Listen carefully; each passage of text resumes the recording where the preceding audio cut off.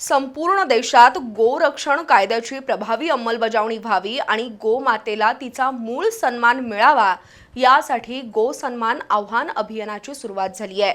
या अभियानाअंतर्गत गोप्रेमींच्या वतीनं जिल्हाधिकाऱ्यांना निवेदन देण्यात आलं।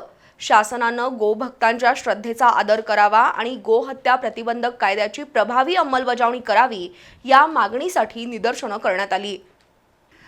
गायीला राष्ट्रमाता घोषित करावं, देशातील मोठ्या जनावरांचे सर्व कत्तलखाने बंद करावेत अशा मागण्यांसाठी गोमाता प्रेमींनी जिल्हाधिकारी कार्यालयासमोर निदर्शनं केली। त्यानंतर जिल्हाधिकाऱ्यांना मागण्यांचं निवेदन देण्यात आलं। गायीला राष्ट्रीय दर्जा मिळावा। गाय ही केवळ एक प्राणी नसून भारतीय संस्कृती आणि ग्रामीण अर्थव्यवस्थेचा प्रमुख कणा आहे।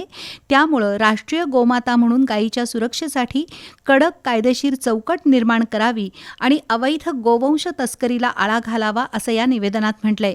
शासनानं गोवंशाच्या संवर्धनासाठी आणि गोशाळांच्या मदतीसाठी विशेष धोरण आखावं, गो तस्करांवर कठोर कारवाई करावी अशी मागणी करण्यात आली। यावेळी दिलीप भिवटे, संभाजी साळुंखे, कमलाकर किलकिले, सचिन हिरेमठ, रश्मी साळुंखे, सुचित हिरेमठ यांच्यासह हिंदुत्ववादी कार्यकर्ते उपस्थित होते।